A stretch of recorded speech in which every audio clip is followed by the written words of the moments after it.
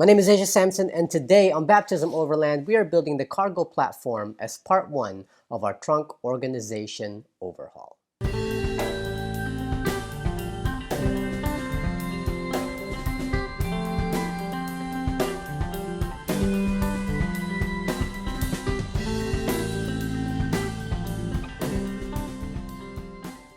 By an insanely high margin, the video that has managed to garner the most views on this channel to date is the DIY trunk storage system that I created a couple of years ago. And it continues to still get views now, where people are commenting saying it's one of the most clever and most creative trunk storage systems they've seen. In fact, today I got tagged on a post on Instagram by somebody who decided to build the same thing and said it was inspired by us. Really flattering. And I like it. You know, it's one of those things that I created a while ago when I first got the Jeep, and it has served its purpose really well. But I'm sorry to say it, for all of you who have been watching this channel, it has to go. Yeah. I've been modding the Jeep for a couple of years now, kind of getting it overland ready, and the deeper I get into this whole overlanding world, the more and more gear I'm starting to amass. When I first started doing this thing, I was just bringing basic camping equipment along. Now, I'm just getting a whole bunch more things that we need when we go overlanding and camping, and what I have now just doesn't suffice anymore. So as much as it makes me sad to get rid of this trunk storage system that has gained all these views on my channel, it's time for a change, and it's time to kind of upgrade and make a little bit more room back there. But we can't do that unless we start off with a platform. Now, there are tons of videos out there that will show you how to make a cargo platform for your Jeep, and I know that I've said to you before that I kind of don't want to repeat the same thing that everyone else is already doing. But I'm doing this because we need this base in order for me to take it to the next level and build a new storage system that might be different than what everybody else has. So you're going to need to stick around through this video and the next one after that in order to see the final product of what it is I'm building. And I promise you, there will be surprises in there that you may not have even thought of. So without further ado, let's go make this platform. Super simple to do. Let's just get that out of the way, and then I can get to the rest of the build in the next video. Okay, so obviously the first thing we have to do is get the measurements for our platform. Now, if we wanted to make this really easy, all I got to do is get the width and the length, cut a piece of plywood, drop it down on there, and we are done. But I don't want it to do that. The Jeep JK in the back has a lot of nooks and crannies that I really want my platform to kind of mold around those things. So that way it'll look a little bit more custom, looks more factory, and it doesn't look like I just cut a piece of plywood and plopped it in there. So what I've done is I've kind of drawn a rough shape of how this thing looks like in the back, and I'm just going to go in there and find as many measurements as I possibly can, and then we'll just cut out a big square from the plywood, and then from there kind of draw in where everything curves and all that good stuff, and make some adjustments, do some dry fitting, and just kind of tweak it until we get it sitting just right.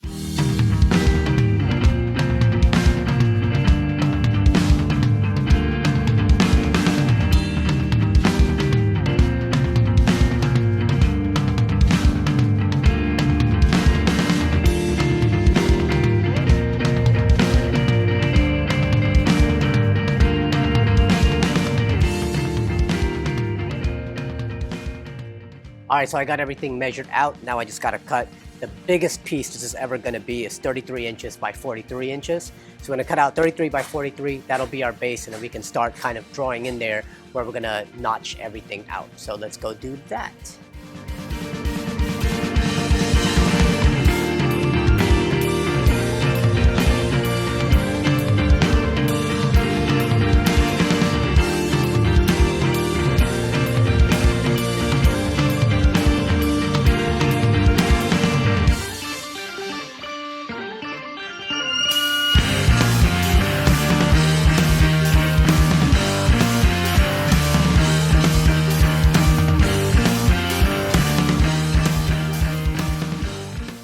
All right, so I pretty much have everything drawn out, kind of just a rough sketch of where things are going to go and where I have to cut notches.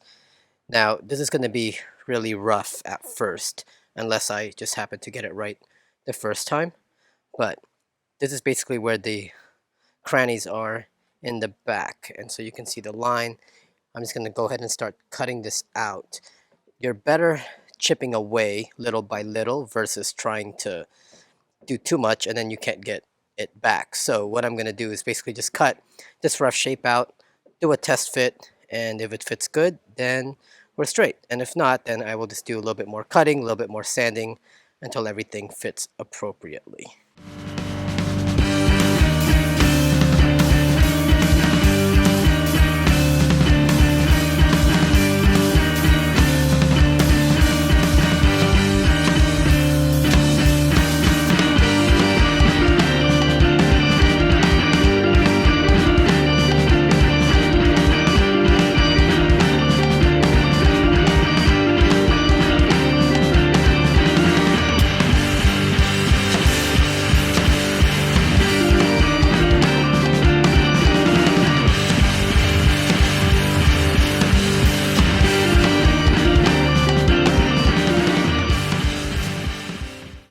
All right, so here's a dry fit. I think it looks really, really good. It forms to the curves really well. I'm able to clear a bracket up there, and I'm able to clear the fridge platform that I made a couple weeks ago, and then it curves into here.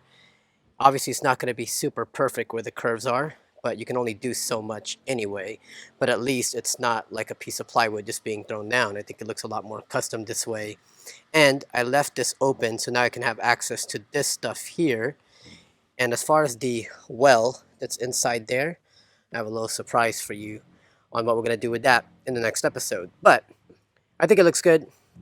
Once we spray paint this with the truck liner and put it back down, you won't really be able to tell where the off parts are. But let's go ahead, sand this down, make it look really nice, spray paint it, and then I will show you how we will actually install it to the holes that are underneath this thing, where there are 3 bolts here, here, and over there, and I'll show you how to get to them so that you can lock this thing down. I'm excited because I got a new sander today.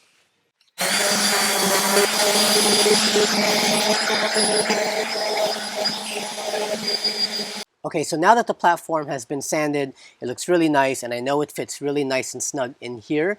I just now have to figure out where in this cargo hold we're going to bolt that platform down onto. Now, there are 4 spots where you can do that. One is over here, which holds this trim piece in place. Another one over here, and that holds this trim piece in place. Another bolt back here that has a tie down, and there's a 4th one on this side, but as of right now, it's actually covered by the platform I made for the fridge. So for this side, the way I'm going to bolt it down here is I'm just going to take my platform and this platform and put some sort of flat bracket that will allow them to be melded together. So let me show you a close-up, and then I'm going to show you exactly how to find those holes onto your platform so that it transfers really nicely. All right, so here are the areas where I'm going to be bolting this platform down onto. Over on the left, you'll see I've already taken out that bolt because I took it to the hardware store to get a match. Just for the record, it's an M6 bolt, and that's what you're going to need, but you're going to need to get a longer one for it to fit not only your platform, but get through the thickness of this thing. So when you go get it, go grab an M6 bolt, maybe about 1.5 inches, so that it'll reach through your platform, through the thickness of this thing, and into the hole itself. So that's on the left. We have the same situation on the right hand side, which I haven't removed yet, and that's right there. And then I told you there's a tie down back here. That's your 3rd spot. And then the 4th spot, like I said, it's hidden because it was underneath there. But since I have this platform here, I'm going to put my platform here, put a bracket that will sort of hold them together, and that'll hold down that side. So let's go ahead and remove the bolts. All right, so the easiest way to transfer the bolt holes onto your platform so you know where to drill the holes at, go ahead and take your bolts. These are M6. Put them in, but only go just enough for it to stand out a little. So there's one on that side, one on this side, and one back here. Once they're in position, go ahead and grab your platform and lay it down.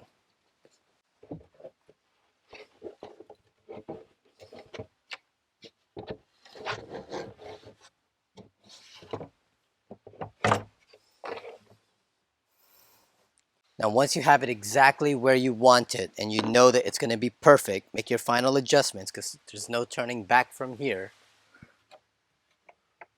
Once everything is in its place, take a rubber mallet and then pound down in those areas where those bolts are going to go through. What that will do is it'll leave an indentation and you'll know exactly where to drill holes.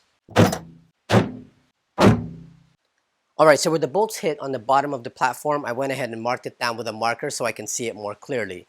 There are 3 of them, one over here, one over there, and one back there.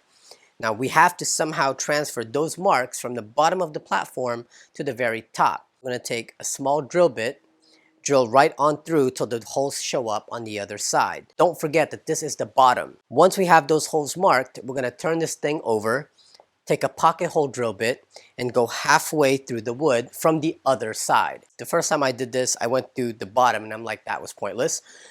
Go to the other side, go halfway through. That way you just need to go just enough for the head of this bolt to sink right into your platform without it sticking out, because you don't want this protruding. You want it to sink into the platform somehow and be flush. Once we've drilled out our pocket holes, then we're going to go ahead and make these holes a little bit bigger for this to fit into.